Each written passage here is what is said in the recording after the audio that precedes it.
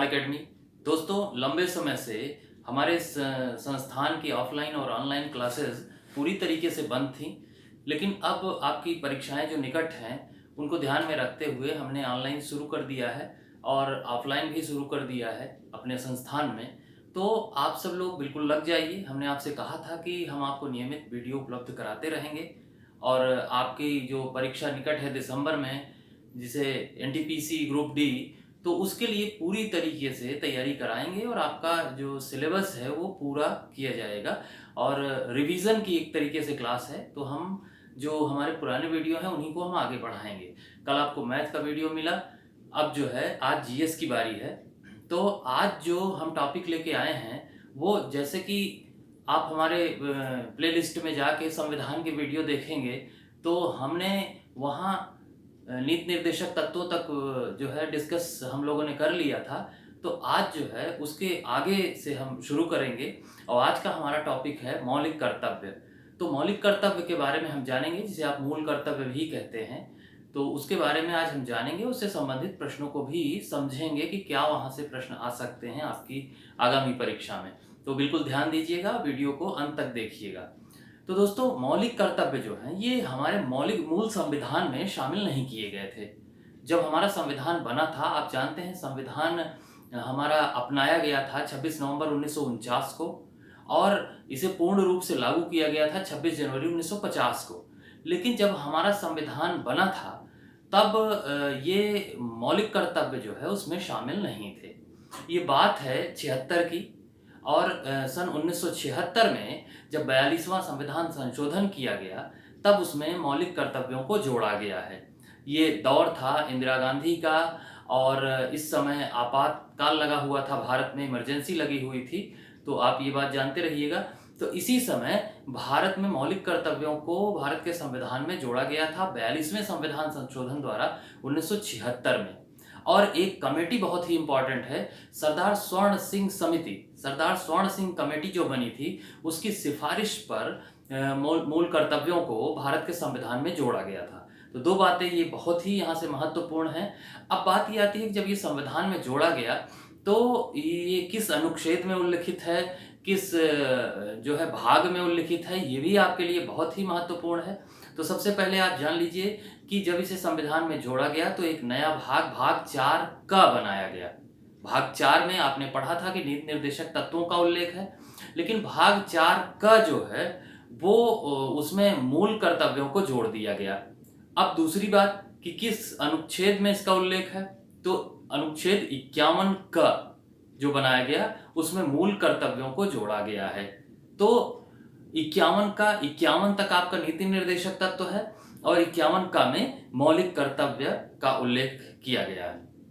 अब बात ये हम करते हैं, एक बार फिर से आपको रिवीजन कर लीजिए कि सरदार स्वर्ण सिंह समिति की रिपोर्ट के आधार पर 1976 में 42वें संविधान संशोधन के द्वारा भारतीय संविधान में मौलिक कर्तव्यों को जोड़ा गया था और इसका उल्लेख भाग 4 क में है और अनुच्छेद 51 क में है। तो ये बात आप जानते रहिए। और जब प्रारंभ में इसे जोड़ा गया था तो कुल 10 मौलिक कर्तव्य थे, 10 मौलिक कर्तव्य। लेकिन अगर आपसे पूछा जाए कि वर्तमान में मूल कर्तव्यों की कुल संख्या कितनी है, तो अब हैं 11। एक संशोधन किया गया था 86वां संविधान संशोधन वर्ष 2002 में, और उसके माध्यम से ये 11वां मौलिक कर्तव्य हमारे मूल कर्तव्यों में जोड़ दिया गया। तो अब कुल संख्या हो गई 11, और जो 11 है ये बार बार आपको मिला है। इसके पहले भी 86वें संविधान संशोधन हम लोग देख चुके हैं, मूल अधिकार में भी हमने देखा, नीति निर्देशक तत्वों में भी देखा। इसमें बच्चों के लिए निःशुल्क और अनिवार्य शिक्षा का प्रावधान है। तो ये सारी बातें मूल कर्तव्यों से संबंधित प्रश्नों के लिए महत्वपूर्ण है। तो इसको आप याद रखिएगा बिल्कुल ठीक ढंग से। अब जो है हम अपनी स्लाइड पे आपके साथ 11 मूल कर्तव्यों को डिस्कस कर लें, जिसे आपको याद करने की जरूरत नहीं है, 2-3 बार आप पढ़ लीजिएगा और उससे संबंधित बातों को ध्यान में रखिएगा कि जैसे कुछ चीजें होती हैं कि इनका उल्लेख कहाँ है तो आप मूल कर्तव्यों में बता सकते हैं। तो आपको हमारी स्क्रीन पर अब मौलिक कर्तव्य बारी बारी से मैं बताऊंगा और आप देखते जाएंगे।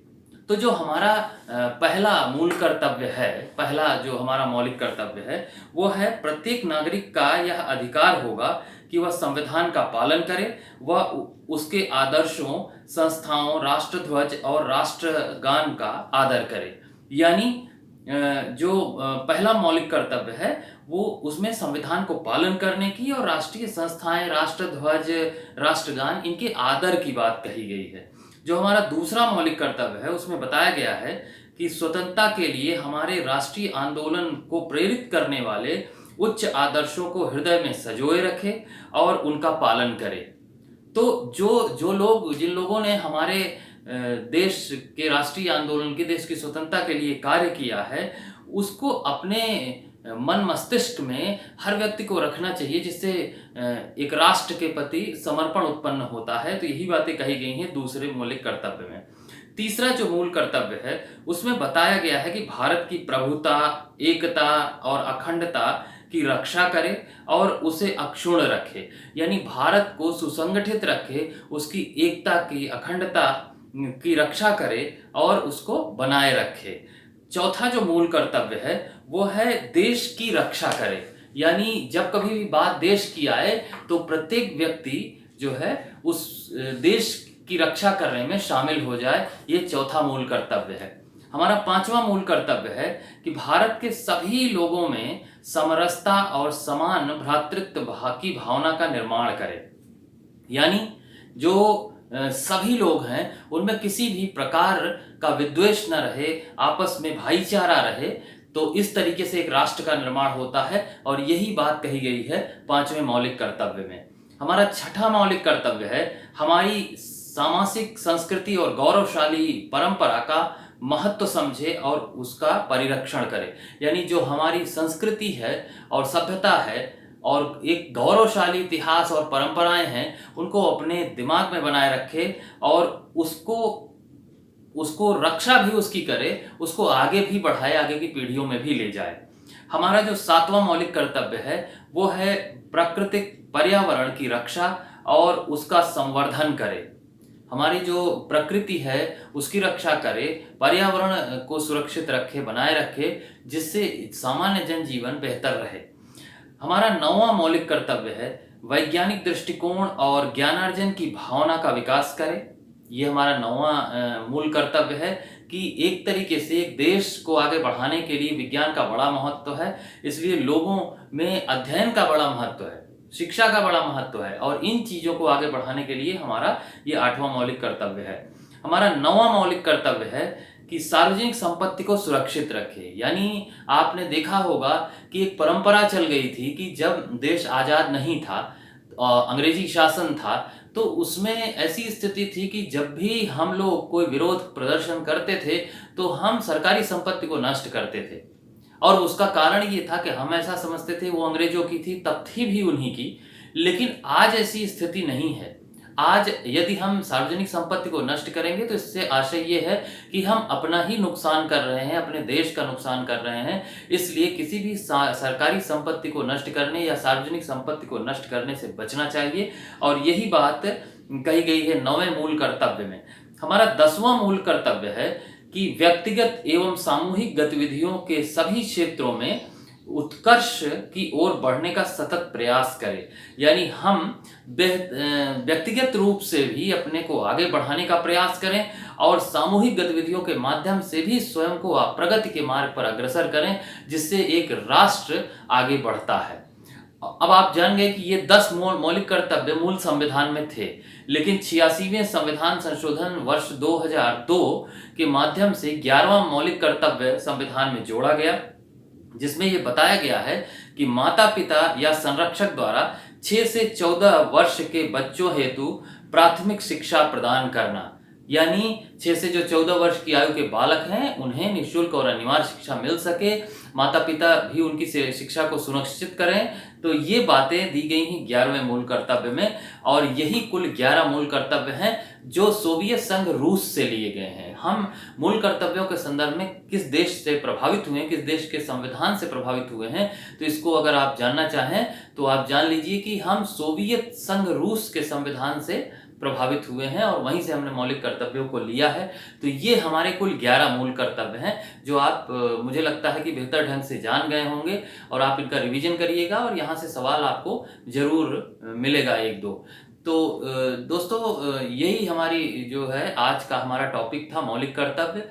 अब बात ये है कि इस वीडियो को आप नोट भी कर लीजिएगा, स्क्रीनशॉट रख लीजिएगा और आप देखेंगे कि आपकी परीक्षाओं में आपको काम आएगा। अब आपको नियमित रूप से वीडियो भी मिलेगी मैथ की, हिंदी की और जीके जीएस की, और आप इस वीडियो को लाइक कर दीजिएगा, शेयर करिएगा, खूब आगे बढ़ाइएगा। जितने भी ग्रुप हों कम से कम 5 ग्रुप में आप जरूर शेयर करिए, जिससे चैनल भी आगे बढ़े और हम आपके लिए प्रतिबद्ध रूप से आपकी परीक्षाओं के लिए आपको मटेरियल उपलब्ध कराते रहें। तो आपसे विदा लेते हैं और जिन्होंने अभी तक सब्सक्राइब नहीं किया है वो सब्सक्राइब जरूर कर लीजिएगा, जिससे आपको नियमित नोटिफिकेशन सबसे पहले मिल सके। धन्यवाद साथियों।